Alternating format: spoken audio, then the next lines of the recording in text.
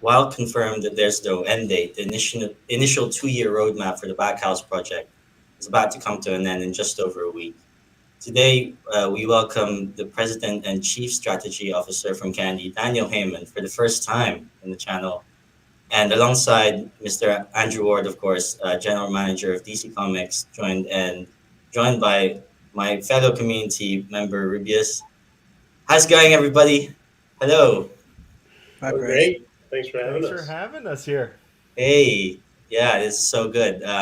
So yeah, I was telling Rube, yeah, I've got four people here, so yeah, we're all a bit scrunched up. But Dan, gonna focus on you straight away. You want to tell the audience about your background all the way leading to your current role? Tell us a bit more about yourself, please. Sure, happy to. Andrew, you can fall asleep at this point. I've been through it, lived through it. So I've been working in blockchain full time since 2017. My first role in the space was leading the protocol engineering practice at Consensus. So a lot of people know Consensus, and those who don't know Consensus at least will usually know MetaMask. They're also behind Infura and Linea and a number of other leading projects like Gitcoin and sort of dozens and dozens of projects within Ethereum. They tapped me and one other person to build out the protocol function. So this is deep, hardcore engineering, and it was really fun. I got sort of the chance to get a front row seat on the way Ethereum was built and also the way businesses were using the protocol for 4 years. We grew to about 70 people. I think we were the largest protocol team in Ethereum at that time, maybe in all of the blockchain. I'm pretty sure in Ethereum. We helped build ETH1, sort of some of the major upgrades there, like 1559, and then we were some of the driving forces behind ETH2 as well. And then we had an enterprise Ethereum client that sort of big banks and other companies were using. And while all this was happening, sort of DeFi summer happened. So for people unfamiliar with DeFi summer, it's this moment a couple years ago where Uniswap launched, Aave launched, MakerDAO launched, and a number of other processes and products that enabled the decentralized exchange and commercialization of assets. That was just insane. And it created within its own sort of mania. For me, while it was really cool to watch, it was never personally that exciting. Like, I just don't get that excited over finance at the end of the day, even though I can recognize the value and power and innovation and sort of mind-blowing nature of a lot of things that were enabled.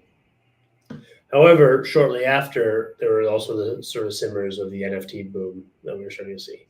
And that got me a lot more excited because for me, there's nothing more powerful in this world than stories, art, entertainment, creativity, imagination. As Rubius knows, I'm a huge sports fan as well, and so the opportunities in that space are pretty exciting. And so I started thinking, what can I and what can Consensus do in the NFT space more aggressively? And that's where the idea for both Palm the Blockchain and Palm NFT Studio came from. And so Palm NFT Studio was a joint venture between myself, Consensus, my brother's company, which I can speak to sort of in the entertainment space, and then a guy named Joe Hagan, his company, Henny, in the fine art space. And the idea was to bring some of the leading tech together with the leading entertainment and art IP and really push the boundaries of what we could do with NFTs for community building, for innovation, for creativity, and a number of other verticals. So I got to lead that until last summer when we merged the commercial entity with Candy.com, and now I'm sort of on the board and helping run Candy.com. So outside of the work front, I live in Spain, in Valencia, as a lot of you know. Got sort of two young kids that keep me busy, and Max at a little over 2 and Jag at a little over 1. I'm from New York, but I'm loving living in Spain. My Spanish is terrible, but it's getting better every day. And what else? I've become obsessed with the sport paddle, which I can also talk about easily for the entire hour and 15 minutes. Absolutely. So that's me. Also, yeah, no, thank you. Yeah, tell us what's on your mind, Daniel. Like, what would you like to warm us up with? I know you mentioned a few things there, and I know it looks like I'm picking on you, but because because you're here to grace us. So, is there anything like that's on your mind? I know I've seen you post a couple of things lately, more than usual, for me anyway. But yeah, what's been on your mind, like that you wanted to share with us to start with?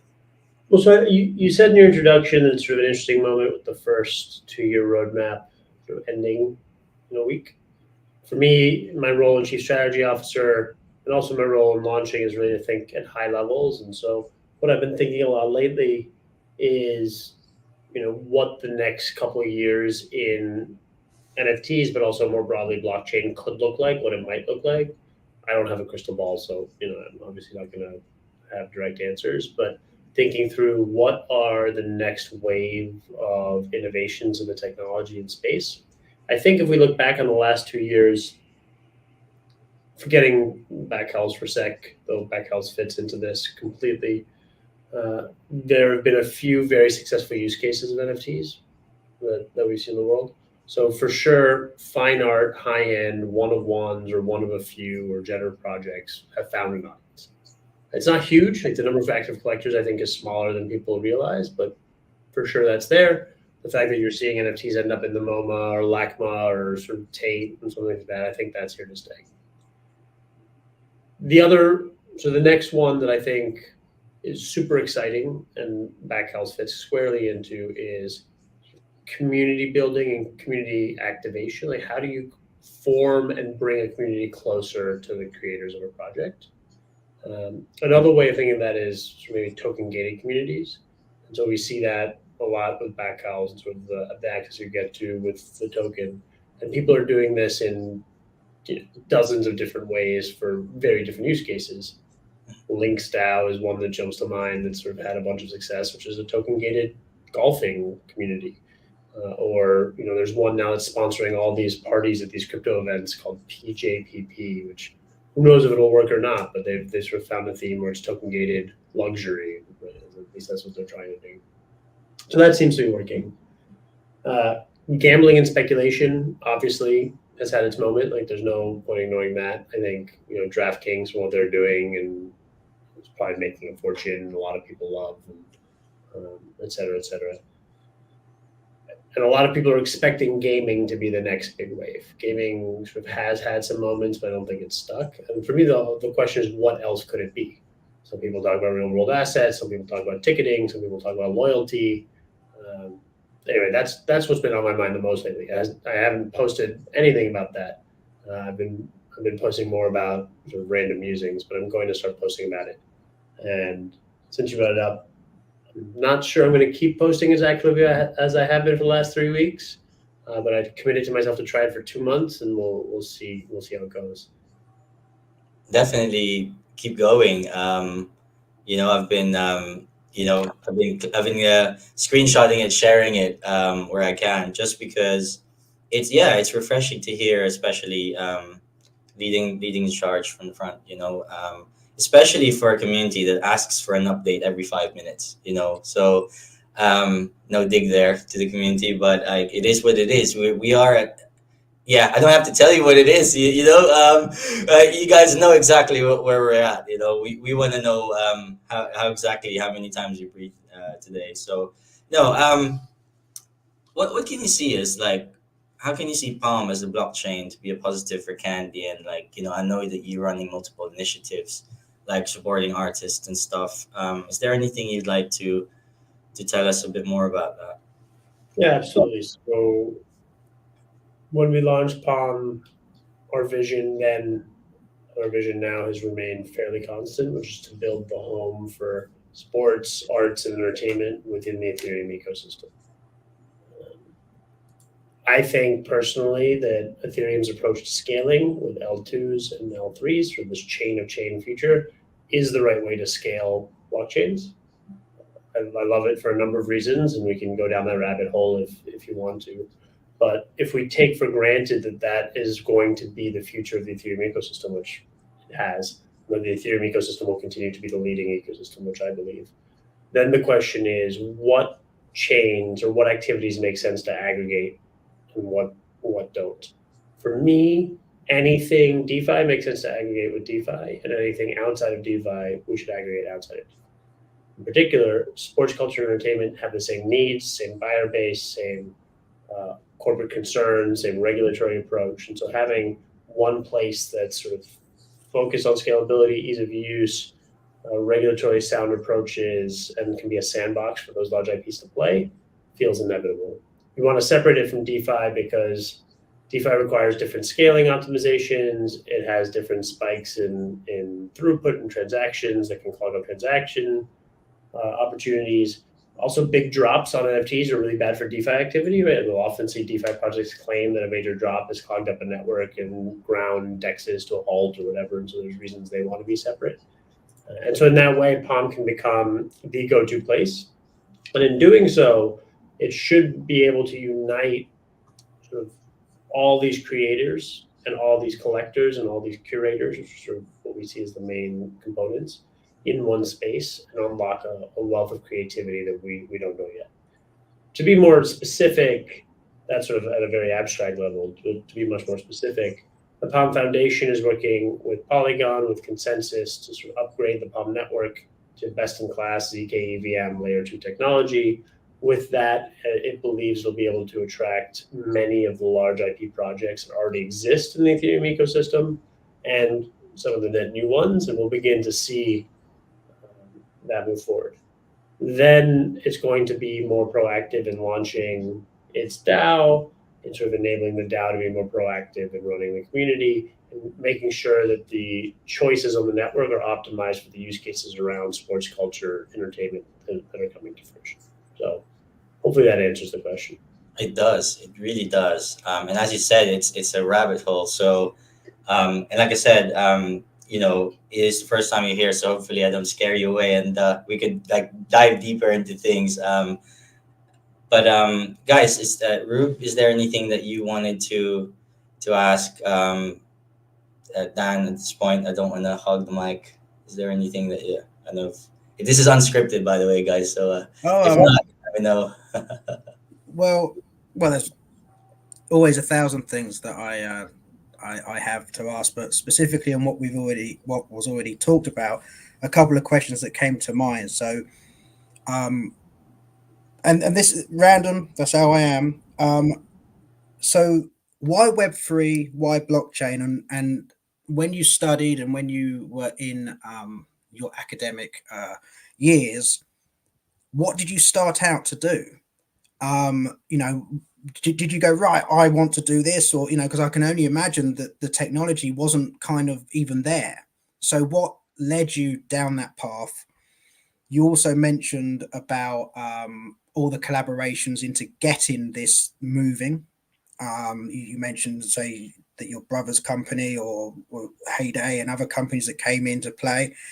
How did them conversations come about? Whose idea was Batman, Warner Brothers? How did that conversation happen? So first of all, Dan, the academic start. What happened there, and then whose idea was it to bring this, and how did that conversation happen? So Andrew and I actually went to college together, which is a fun fact for everyone if you don't know that already. So I studied math and economics in uni. Andrew studied something very different. But my idea was to go be a professor of economics. That's what I thought I wanted to do. And at the time, so I graduated in 09, all the PhD programs were full because it was a financial crisis, and people with a couple more years experience in a graduating undergrad had already gotten into those. And so there were three jobs you looked for if you wanted to go do your PhD in a top tier economic institution. And two of them sounded miserably boring to me, just awful. But there was this one called the Poverty Action Lab, which is a research lab at MIT, which hired people to go live. At the time, I think they had 42 countries they were working in. Now I think it's way more than that, to study what's effective and what's not effective when you're trying to make a difference. Because unfortunately, so much of the good intentions of the world, as many people know, don't actually have the impact that people want. And so I thought that was pretty interesting. And long story short, I got hired to study the adoption of new technology in Sierra Leone. And so I went and moved to Sierra Leone for nearly 2 years, and it was a dream job. It was super cool. First, I was 22, right? It was an adventure, eye opening on a personal level, completely different from New York City, where I grew up and went to university. Obviously, I was working for these brilliant MIT professors, but I was also, in many ways, I was the number two in charge on the ground when the projects were being run. So, tons of experience in different facets. Maybe the most important thing is I learned I didn't want to be a professor, right? That which is super helpful. But before I left the research lab, they promoted me, and I got to run projects in 5 different countries. One of them was in Kenya, where I was studying mobile technologies, and this was 2012 at this point, and Bitcoin had just hit Kenya. And so someone tried to convince me, a mentor of mine tried to convince me to start a Bitcoin remittance company in Kenya, uh, which I decided not to do for many reasons. One was probably I was, young and scared and intimidated at the idea of doing that. Another is that I didn't want to move and commit my life to Nairobi at the time. I wasn't sort of ready to make that decision. But that company that he ended up starting with a lady named Elizabeth Rosiello went on to be very successful, called BitPesa, which is sort of one of the big, they've recently changed their name. It was one of the big Bitcoin remittance companies. But in my process of turning it down, I did a ton of research on Bitcoin. And luckily enough, at the very end of that process, Vitalik published his white paper. And so, right place, right time, read the white paper.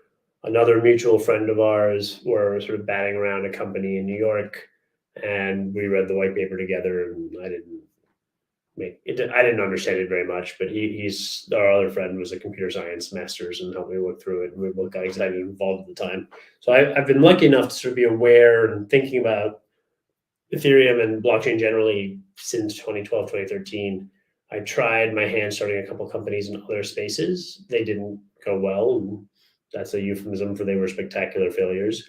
And when I was trying to figure out what I wanted to do next, I was back at MIT finishing up my MBA, and decided I either wanted to do sort of data science or AI related work or Ethereum. And really the short version of how I made the choice between the two is my wife said, you don't shut up about Ethereum, you should go work in Ethereum.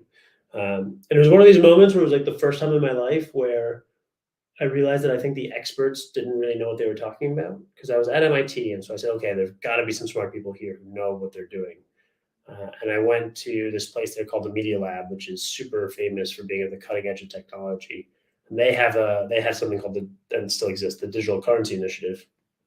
And I tried getting involved, but they were Bitcoin obsessed. They wouldn't consider anything else. And I remember they sent a student group to Mexico to work with, I think, some private companies and some government companies on insurance contracts using Bitcoin. And I was raising my hand saying, hang on a second, why are we doing insurance contracts using Bitcoin? We should definitely be doing insurance contracts using smart contracts and Ethereum. Like, it's a no-brainer. And they weren't particularly interested in listening to me. And so then I started trying to figure out who the smartest people in Ethereum were, and the name Consensus kept coming up. And I think I applied 4 or 5 times to try to get a job at Ethereum. Consensus, to work in the space, and eventually, sort of by activating a friend of a friend of a friend 3 or 4 different ways, I finally got into a meeting with a guy named Jeremy Millar. Well, first Vanessa Grillet, who's very well known in the space, and she introduced me to a guy named Jeremy Millar, who was Joe's number two, Joe Lubin's number two at the time, and he offered me 2 jobs. One was running the protocols group, and one was running another project that ended up not being super interesting. And so, by luck, I sort of went with protocols, and that's how I got in. So a lot of luck along the way. For me, what compels me about the technology, I think the reason I wouldn't shut up about it is both my experience in New York and my time doing research in sub-Saharan Africa in particular. It's very clear the distortive role that scale and data aggregators, power aggregators, middlemen can play in economies. Sometimes they play very valuable roles. Like insurance companies can be super valuable, matching risk and sort of spreading that risk across.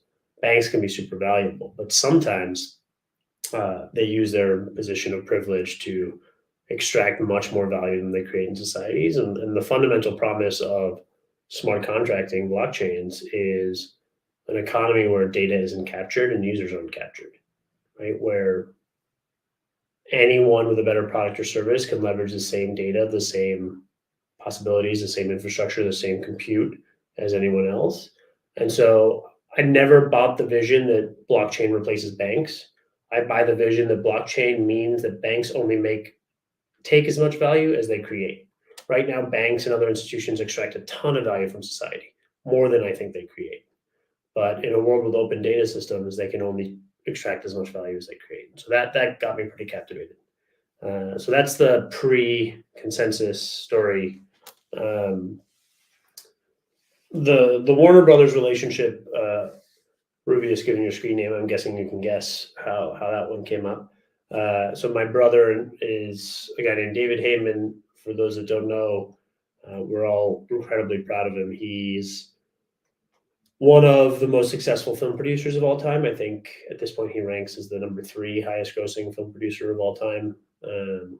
And his biggest successes, though I don't actually know how you rank them, but for me, his biggest successes were he did all the Harry Potter films, and Warner Brothers were the production company that produced them. And actually, previously, when my brother was younger, he was a junior exec at Warner Brothers, so he's had a long relationship with Warner Brothers. And when we kicked this off, they were one of the first people we called.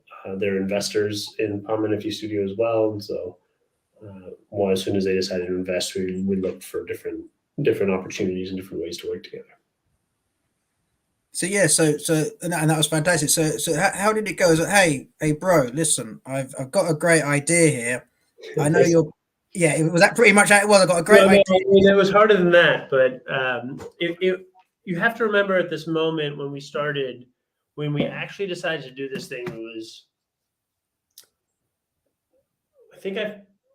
So I've been talking to my brother about Ethereum for a long time, right? He's my brother. We talk all the time, and he's quite a bit older than I am. So in many ways, he's a mentor to me in a lot of different areas.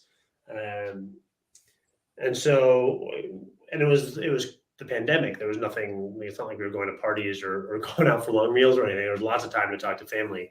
And so I was talking to him quite a bit. And then for me, the main frustration was seeing Dapper Labs build Flow, because that wasn't necessarily a given. We were in conversations with them before they made that choice, and seeing Wax Chain success. This was before Polygon and a lot of players in the Ethereum space started attracting a lot of IP. And so I was ruminating, how do we stop Flow? How do we stop Wax Chain? And I went to my brother, I said, you've got the IP, I've got the protocol expertise. Let's play with something. Let's do something. Then I remember I wrote a pitch deck over the weekend. I went to Joe Lubin. He loved it. I said to my brother, let's do it. He, the next week, said, I think you should talk to Joe Haig and Henny. And in 2 weeks, we had the initial crew. Obviously, it took a lot more to get the thing started and the money in the bank and all that. But there was so much enthusiasm and so much excitement and so much opportunity at the time in the space that getting people's attention with our backgrounds and sort of Joe Lubin on the line and my brother on the line and others wasn't the most challenging part. The most challenging part was actually figuring out what is worth doing and what is not. And that was really hard. And I'm not sure we got distracted a lot of times by different opportunities, and we chased a lot of things that didn't work out. And sometimes I wonder if we had been more focused, or even more thesis driven on sort of defining the type of IP we wanted, would that have been better? The other thing that really hurt the industry was there was so much opportunity, so much money pouring into the industry that people were making stupid deals left and right. I'm sure many of you are familiar with Recur, of course, and what they tried to do with Star Trek and others. But one of the reasons they had to try to monetize in the way they did is they had a really bad deal with CBS Viacom. And so I don't want to get into the details of how these deals were formed, but at a high level, a lot of our peer companies paid stupid amounts of money to win the IP. That screwed them. But it also screwed us, because even though we weren't doing that, it meant we would go 2 3 months with a potential customer, we'd get very close, and then someone else would come and offer them a gazillion dollars and ruin it for us in some ways. So that was the hardest part of the early days for sure. Just like figuring out what to do and how to cut through the noise. No, that's brilliant. No, and I guess the people and how it's going now, everyone's still happy that you still see a great future with what's going on, and more money is going to clearly flow in, and we're going to rock and roll for the next foreseeable future. I think what's exciting me at what we're doing in candy is it's all very fundamental in terms of running a business in some sense. Like a lot of the time, I think blockchain companies get lost in the hype of the technology. But here we've got customers and we've got partners, and we need to build things that work for customers and partners. And we're starting to sort of really figure out, I think, a way to do right by the community in a way that's successful, but also does right by the partners. I think the Legacy Cow launch and the way we're approaching crafting and all that, I think is going to be really exciting. We have some things planned for the Major League Baseball season as well on that side that I think are really compelling, and sort of being in a position as a company to sort of build up gradually rather than have this sort of tidal wave approach that sort of it felt like the world was happening in the last 2 years is, I think, I'm much healthier as a business. Um, and I actually think that reflects a little bit more broadly the industry. Like we've had a lot of momentum over the last 3 to 6 months or whatever you want, but the forget meme coins, which are one of my least favorite topics and absolutely the opposite of what I'm about to say. But the rest of what I'm about, the rest of the momentum is around real world assets, sort of AI innovation and distributed compute, like things that are much more grounded relative to previous sort of, hype cycles, I'd say. Wow, how do I follow that? I think I will just take a little intermission. Obviously, I think I'll do is I'll pace all my questions with you, Dan, and give you a bit of a breather. And welcome, Mr. Ward. How you doing? You haven't spoken yet, so how's it going? Everything good? I was enjoying Dan taking the attention and holding all the questions. I know, but I thought I'll spread the room around. And actually, someone in the chat was like, "Are these guys gonna ever talk about self custody?" So here we go. Like, let's just go straight into it. Let's just not mess around. Like, there's a little announcement today. I got in my email, so I made sure, like I'll be the first to break the news, like I always. But like self custody announcement. So the first beta testers are going to be invited, expected in Q3. But I mean, honestly though, why has it been delayed so much?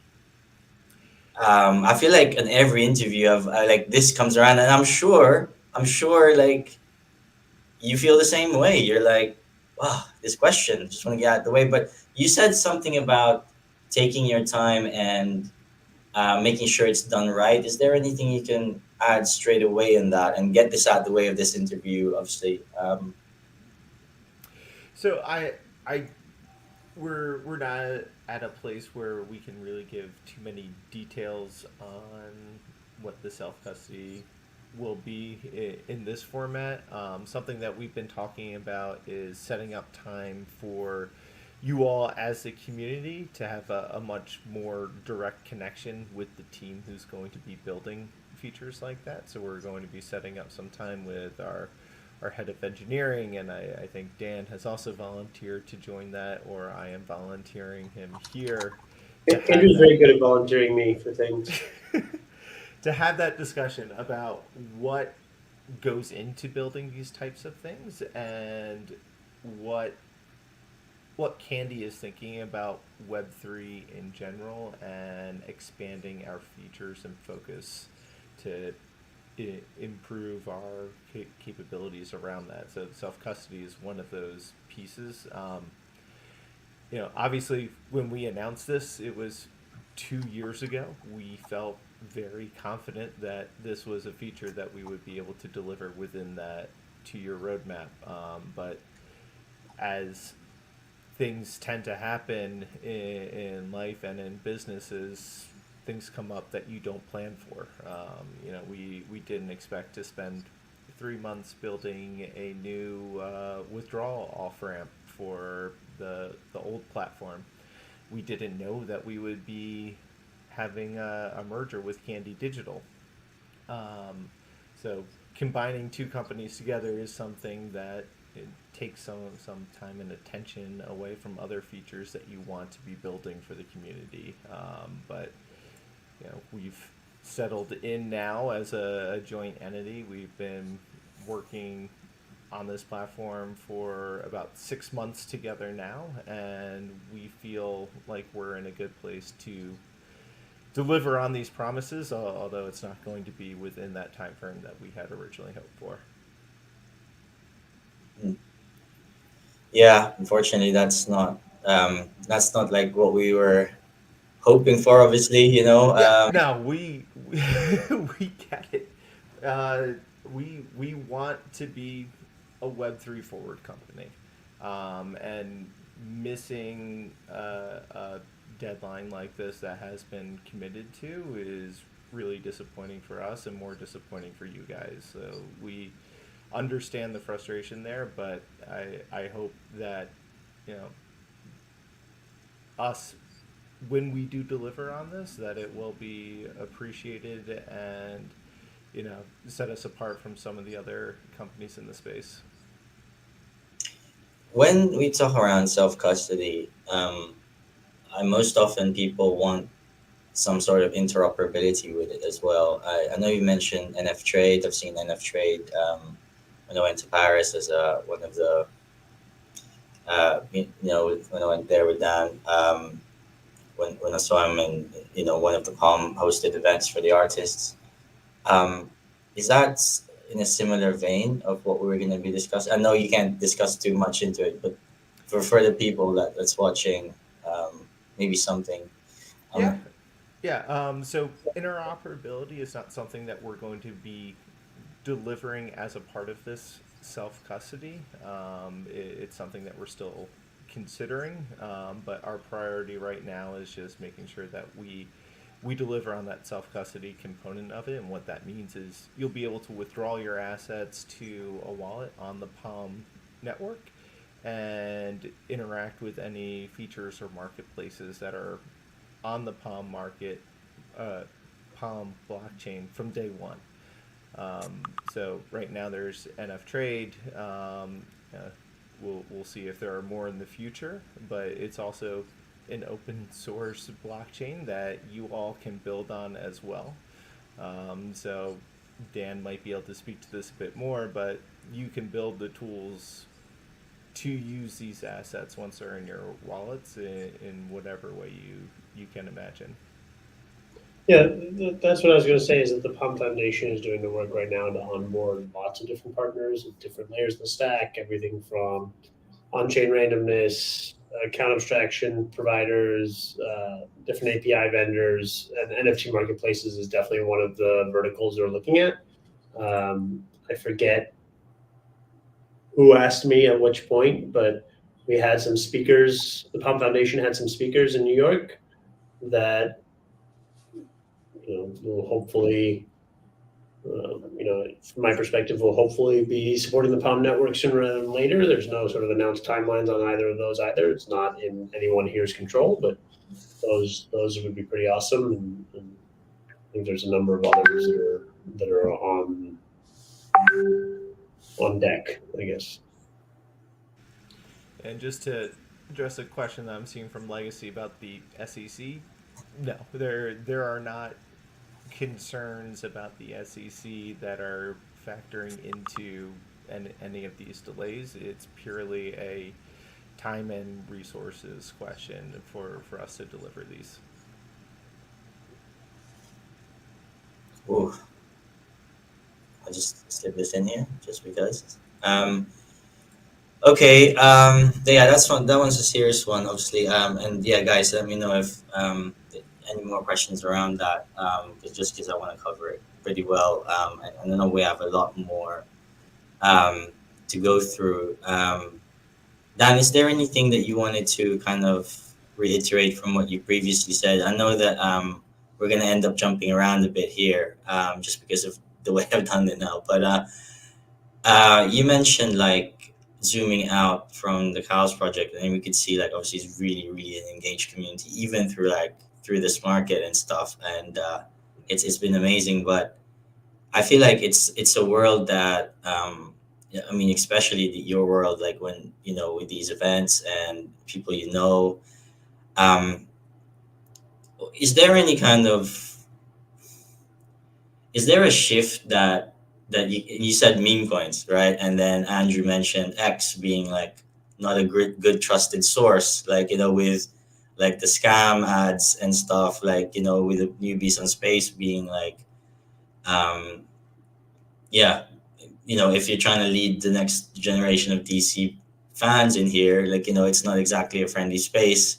especially when it's on X and stuff. Is there any thoughts around some attitudes that you're seeing that you want to see shift, or any comments on the the bear market coming into the bull? I know that any thoughts like where we are, um, and how you think how you're preparing for that for Candy, like and yeah, because right now obviously we've seen a much more intimate user base, than we had, like and what are the things that you think would usher in more people? Is it education? Is it opening up the doors for the acceptance of it, for it even being what people want to do for like after college or university? Like what is it? Is it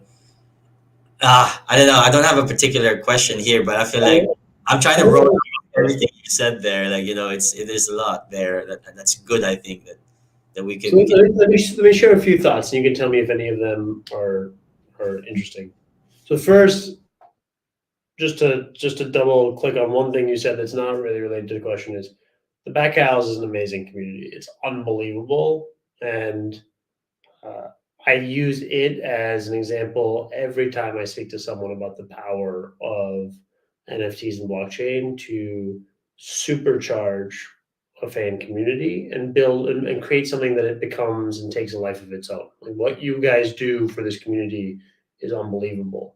And the way Warner Brothers benefits from that, um, monetarily, from an engaged community, sure, but also just from you guys talking about the project publicly gets other people interested. They get feedback on their products. They have a relationship with their customers that they can learn and experiment from, and it's from a commercial perspective, it's incredible. Plus, they're telling great stories to people who love that, and that's the most fulfilling thing for creators.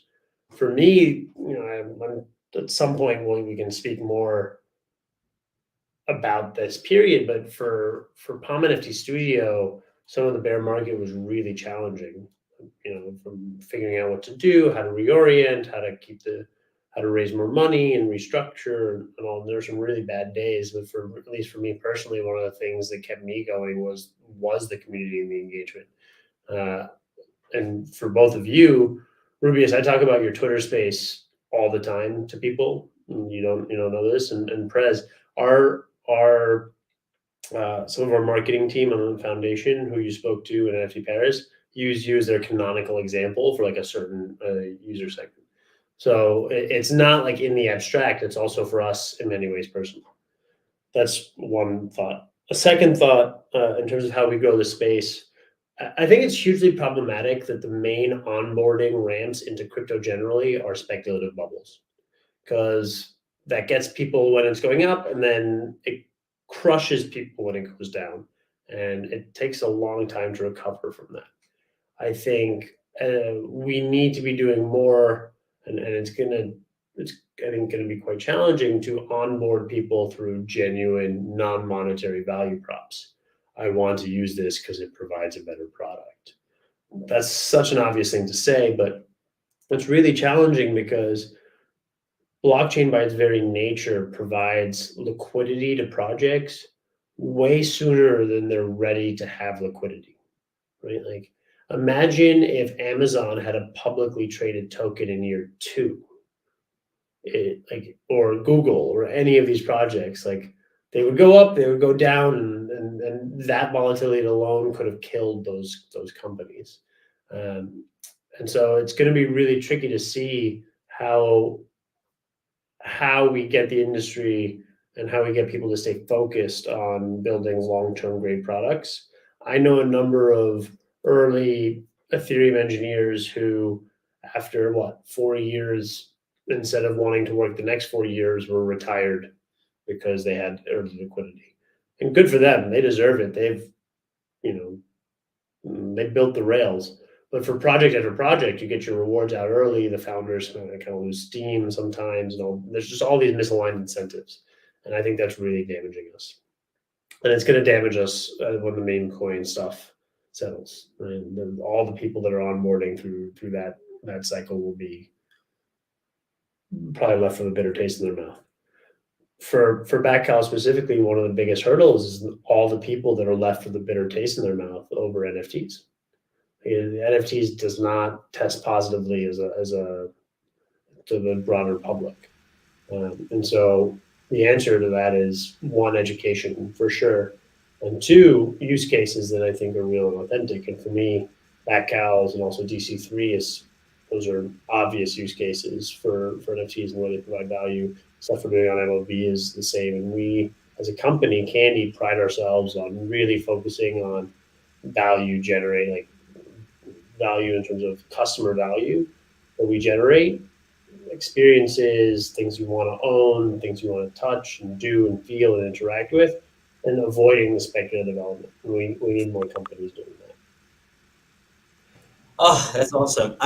Dan, I have one more for you, which is like, I remember asking you this question, and you were like, "No," and I was just like, "Well, is there any thoughts that you have on like metaverses, and why do you like? You think this Candy's proposition of a new way of fan engagement is something where, let's say a regular DC fan goes, really, you get to experience all that. Like, I feel like, obviously getting their toes in, understanding the tech or like just the experience in general, and that's where you're going with. But what do you think is when like, and more and more people go for entertainment, like to escape their real lives and stuff, and get lost in video games and stuff. And now that's the obvious question. Like for the back house, for example, it's like, are we gonna build something like for example, like Das 3D's built these help render these amazing cows, and it leads to the imagination and stuff. What are your thoughts on that in particular? Like, oh, Dan, you right? Yeah, I'm here. I'm just thinking. Sorry, I have a bad back, so I stretch my back. Oh, that's okay. I was just like, oh, this question again. I thought. Did Prez kill Dan? Yeah, I was like, is this the same question? Let's first let's just sort of state something that's very obvious, which is the vast majority of metaverses that are really used are Web2 traditional metaverses, like as I define the metaverse, right? Roblox is like the canonical one probably right now. So for me, Web3 metaverse is still wildly early. The user experience is super clunky. It's for people that are true fans. I have a friend here in Valencia who runs digital art fairs, installations in metaverses, and it blows my mind because it's just so niche of a niche, and it's really cool, cutting edge stuff. But there's not much going on in a lot of these spaces, and so part of why I say that is I don't want to get over our skis in terms of being prescriptive on what we want to do and where in a metaverse. I think that metaverses, in so much as like digital spaces to interact, are a no-brainer going to become more and more pervasive in our future. Whether a metaverse looks like it's a Apple Vision Pro powered world, or it's just something on your desktop where you're interacting, or there's some other version, I'm not smart enough to be able to say. And so, in so much as I'm not smart enough to be able to say it, or don't have enough conviction to have a specific vision, we as a project don't have a specific endpoint today. What you do know is we've designed all these assets to be compatible with all the cutting edge game engines, and our expectation is that we'll continue to see what people are using, where our fans are going, how we might be able to leverage it to build better experiences and deliver more value to our customers and our community. Um, we're increasingly committed to taking an iterative and agile approach to our commitments because it's the only way we believe we can be successful. Yeah. Andrew, either a very concerned or confused face for me right now. So hopefully it's I don't know which one I prefer. Just fully in agreement, Dan.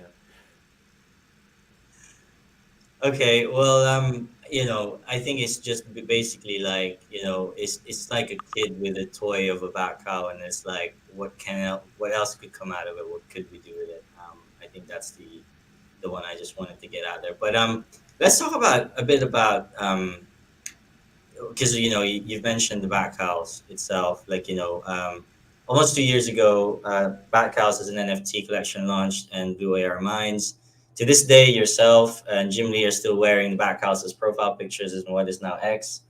um, is there any hints for the last 52-day utility, Mr. Ward? Anything? Um, so we are we're finishing up the details on it, but it is one of the things that we're working on is something that we've actually had in our pocket for the past 2 years. So it's something that I think actually might predate the Back Cow collection. Um, but yeah, we're excited about it. It's a milestone moment that should be celebrated. 2 years of a collection that has delivered ongoing engagement, has so much support from a community. Like there are very few projects in Web3 that can say the same thing. So it's something that we're very proud of. We will be shifting our cadence of these announcements for back cow holders moving forward, but we think we have some pretty fun things to share with you all to close this first 2 years out. Now we're there. So the first 2 years is out, right? And then obviously, I know you've said it multiple times that you wish you would have given us our keys on the 2 years so that like everything is like tied up in a ribbon and stuff and done. But now obviously that's been pushed back, hopefully for the last time.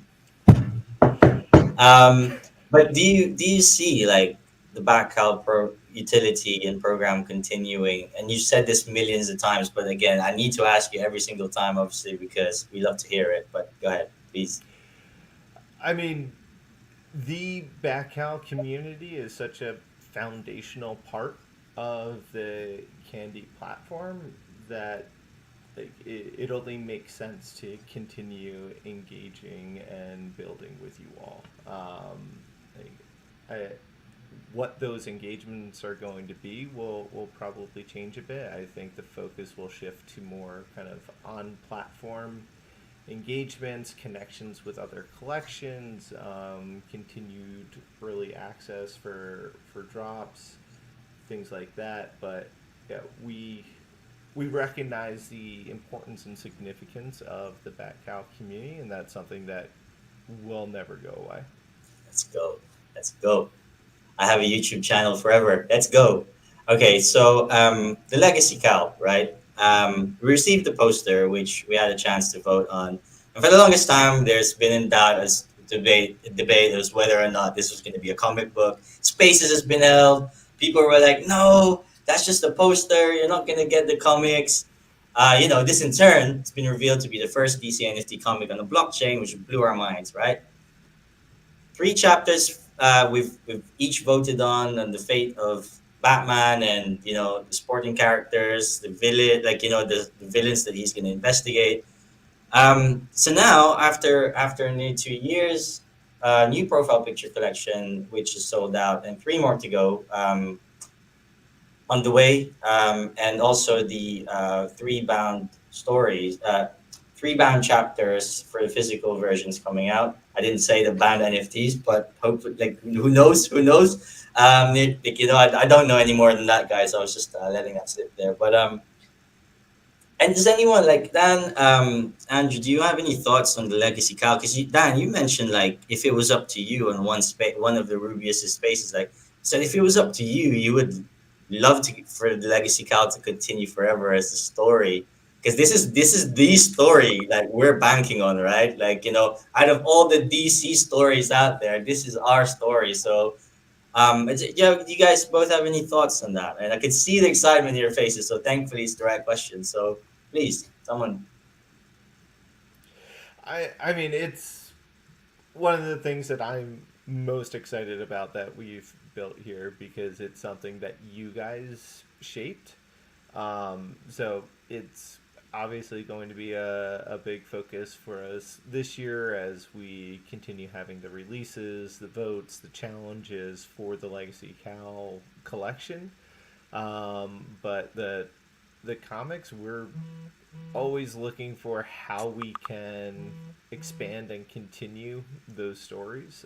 So we're having conversations with DC about what that can look like moving forward, because I think it's something that we celebrate at Candy, and DC is also proud of that. It's the first supervillain that was shaped by the votes of a community. So that it's just such a cool thing. We have to keep building it. Dan, any thoughts on that? You said like it was up to you, you'd have it run forever. Any thoughts on that? Like, how is it for you, like seeing it unfold and stuff behind the Yeah, scenes? I mean, it's so freaking cool to play a part in this. I'm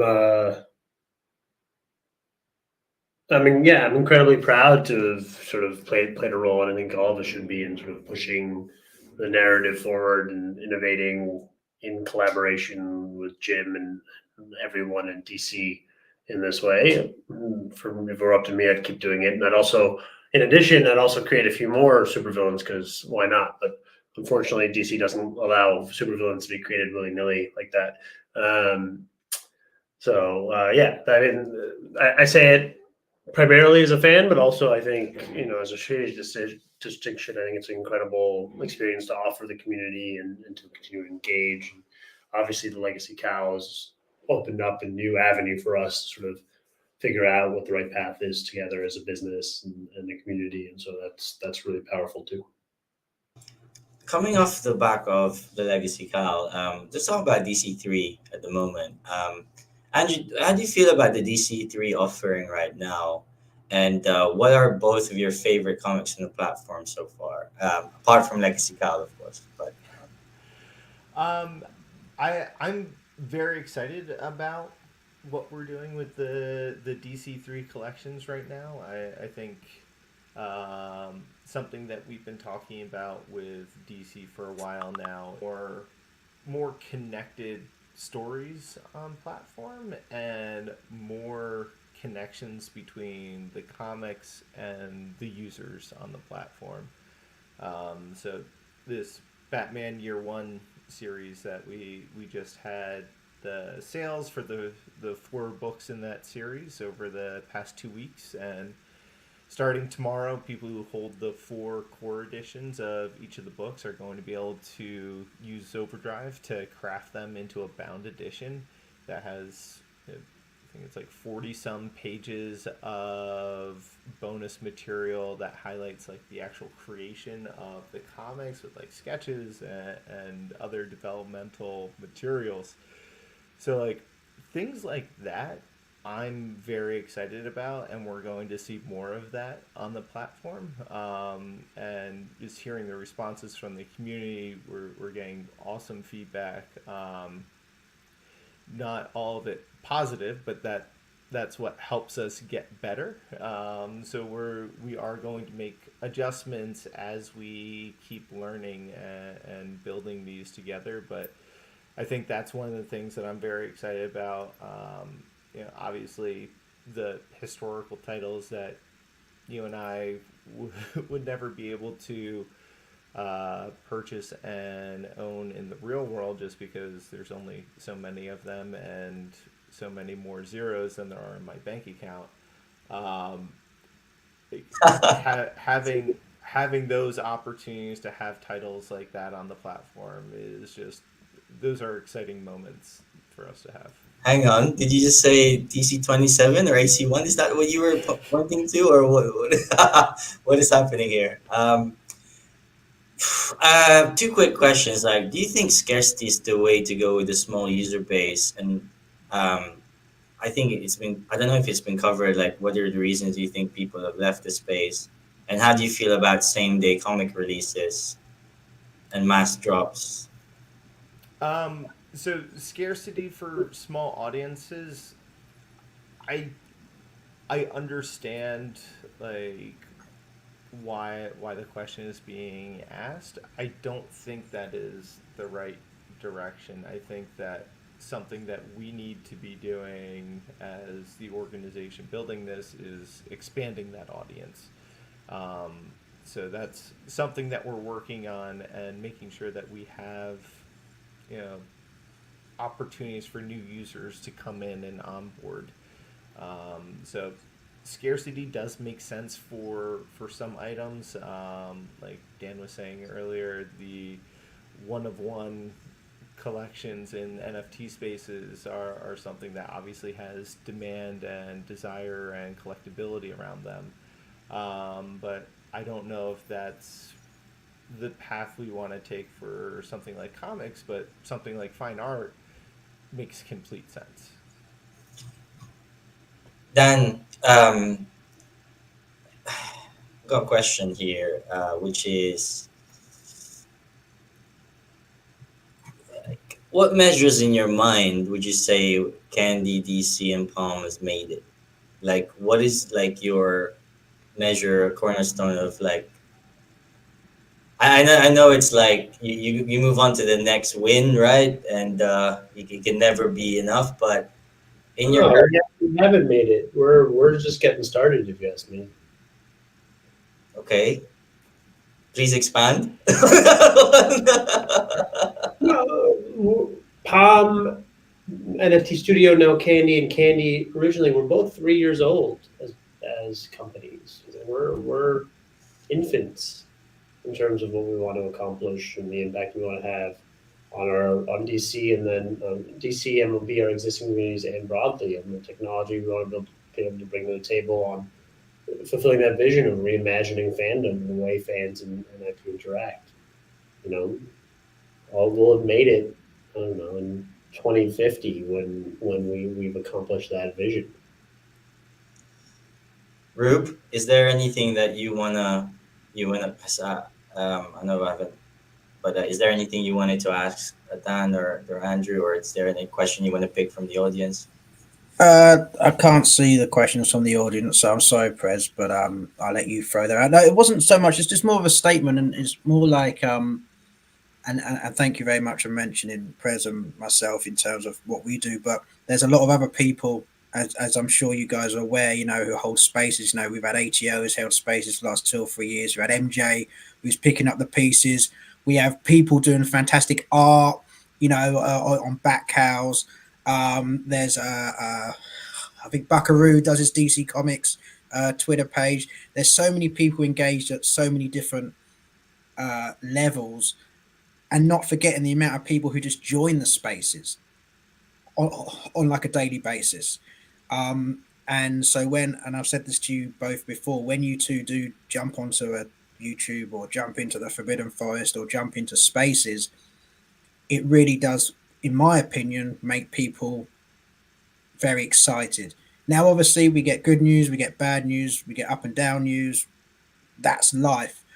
But what I would say is, and I said this again, there are people who are willing to spend, enjoy, and I think it must be difficult for you guys to say, how can we make something exciting? You have, I don't know, 10,000. I don't know how many people you have on your platform. You've got so many people that you need to try and keep excited, and you've got different personalities, different wants, different needs, different kind of fandoms. Um, what I tend to find gets me and the people around me kind of excited, I'm guessing, is I don't know. It doesn't even necessarily have to be like a big thing. It's just more like it just happens. And I think a lot of these just happen moments are actually very key as well. Oh wow, I've just had that dropped, or oh wow, this has just been announced, or oh wow. So rather than say we're it's building up, okay, so take keys, keys we're looking here, keys we're looking there. I and this is an extreme example. It should more just be email out. Oh, got keys. You did wow. Where did that? And that's what drives excitement. Now I know that's an extreme, and maybe it has to be a bit different. But like I remember when them charms dropped. When the initial charms dropped, it was me, Ado, ATL, Lisa. There's about 10 of us in a UK space because all of the Americans were still sleeping. I'm guessing. I had a space, and I went, guys, I got these charms in my account. No, I haven't got them. I said, well, I have. I haven't got them. And then people were waking up and they're being dropping it, and it just brought excitement, and it got people. What are these for? What are that for? And maybe, in my opinion, that's got lost a bit. I'm not saying freebies. I'm just saying that lost of what's that? You know, just a tweet going out or something going out. Of, well, what's that? I remember when Spicy Tuna Roll was putting out just pictures of like the cow, just like snippets, like even something like that. So what's that?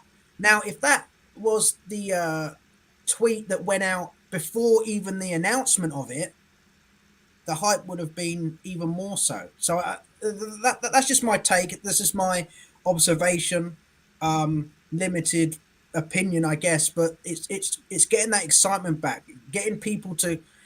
Dangerous speculation, as you guys know, is that we speculate to the craziness, and all of a sudden, then you do something. We say, "Oh, is that it?" You know, we're saying, "Oh, we're going to get a Tesla arrive on our driveway. Oh, we're going to get a Samsung TV arrive. Oh, we're going to get airdropped a bat suit." You know, and then all of a sudden, it might be, I don't know, a vote on a Discord channel, and then all of it. So I understand that, but for me personally, that excitement of just wow, what's that?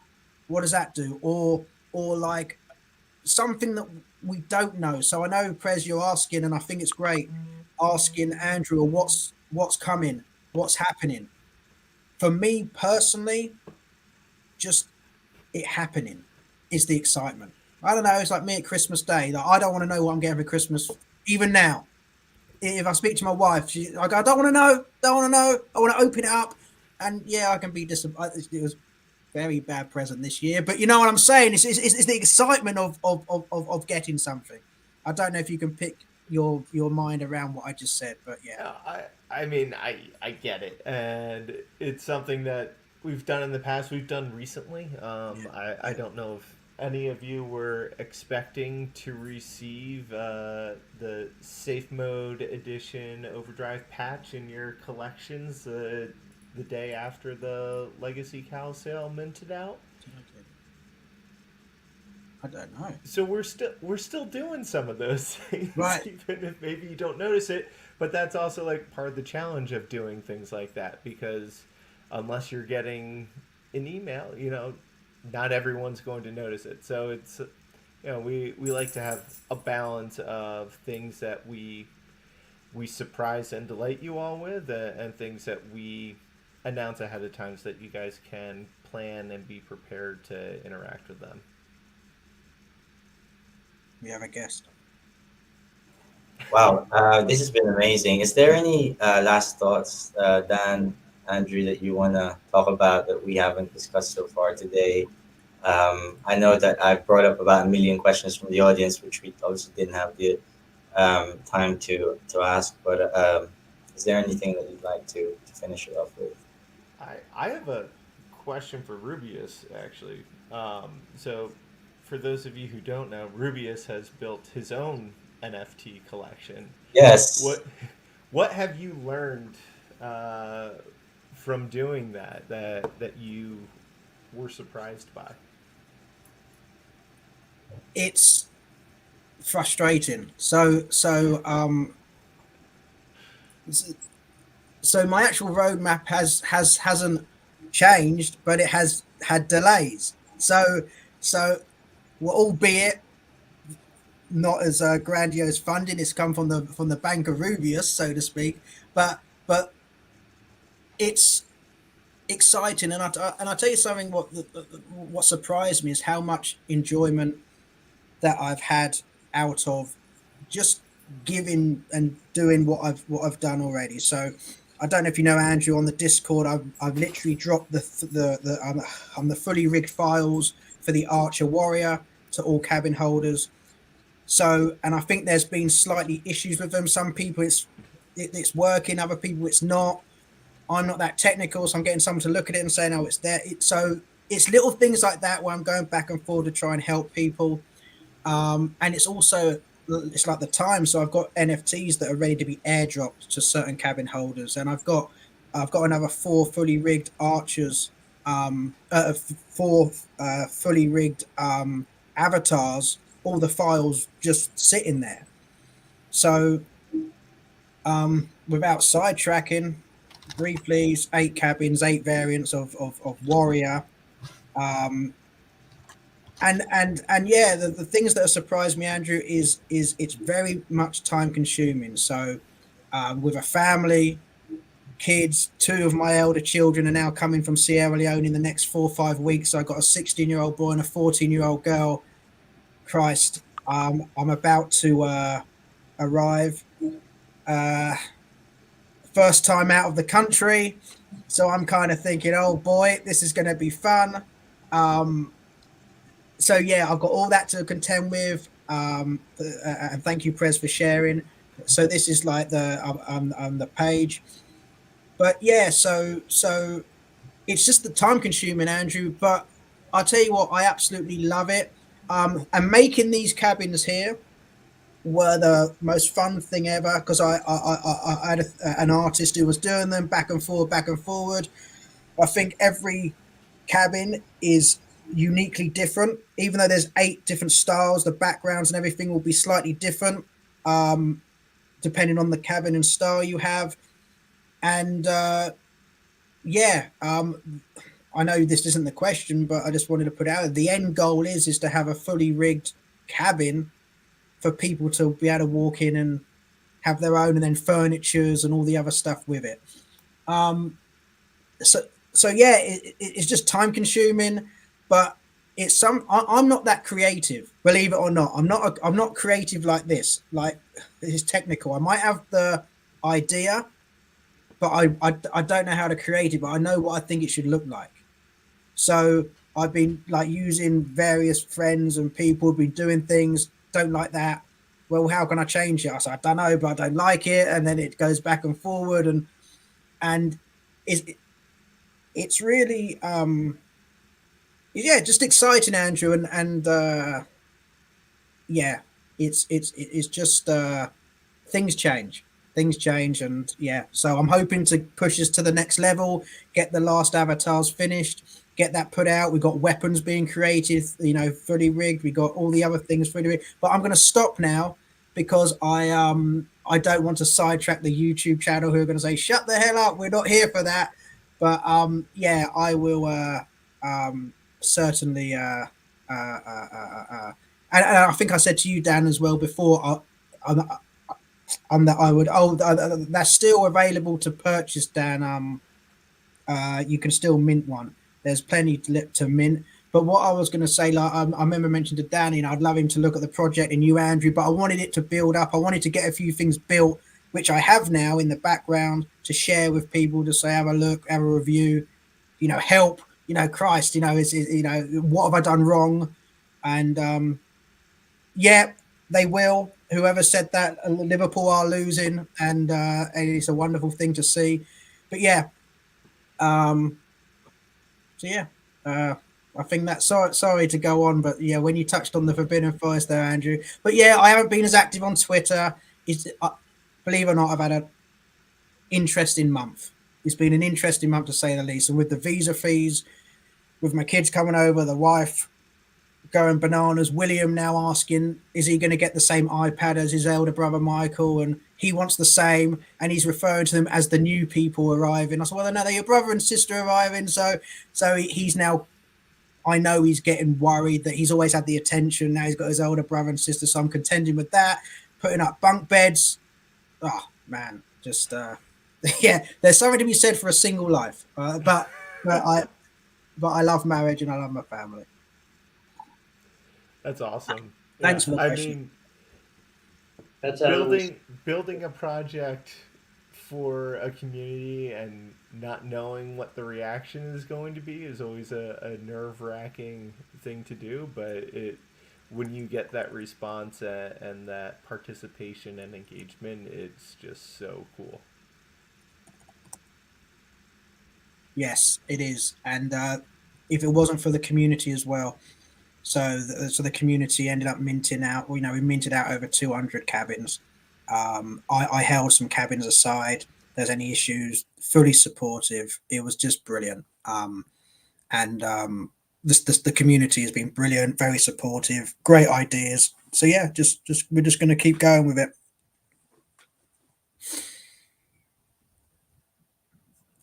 Wow. Okay. Well, that was amazing. Guys, is there anything else that you want to talk about? I've ran through all my question list, and I know there's about a million ones, but is it what have we got? And you said what we got to look forward to. Haven't you, Andrew? Was there some airdrop, or what was the? No, I'm just kidding. But yeah, I think no, thank you for coming on. Obviously, we're very hot on the self custody topic. We're very keen to see the 52 day, the last one that's coming. And yeah, I guess stay tuned, guys, to for everything else that's about to come. I know that there's an overdrive event that's gonna happen tomorrow, um, and the legacy cow as well. The say the crafting's gonna arrive as well. So many more things to come, and yeah, I can't wait. Is there any more like Easter eggs you want to drop in store? Because obviously, you've been very quiet on that. But if not, then I'll stand here. Dan, I was gonna say as well. Do you want to finish off the stream with like a final thought? And can we see you back in there for some more intense sessions on anything that you have in your mind? Because obviously, I felt like we just touched the surface on many of them today, and there is definitely demand for it, as you can see. So please, any finish off with anything, any final thoughts for now?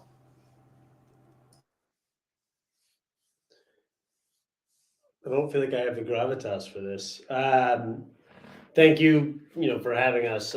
Andrew and I say this every time, and I've said this on the Twitter Spaces as well, that we get a tremendous amount of energy from these conversations, and what motivates us to work that extra bit and push a little bit further, and you know put in that extra mile, or whatever the expression should be, is the community, the engagement, the enthusiasm, the response, and the reception. We feel like we're part of the community in many ways, and uh, the fact that it has a life of its own, and as Ruby has called out, so many different people doing so many different things is so freaking cool, and we love it. And so, yeah, happy to come back.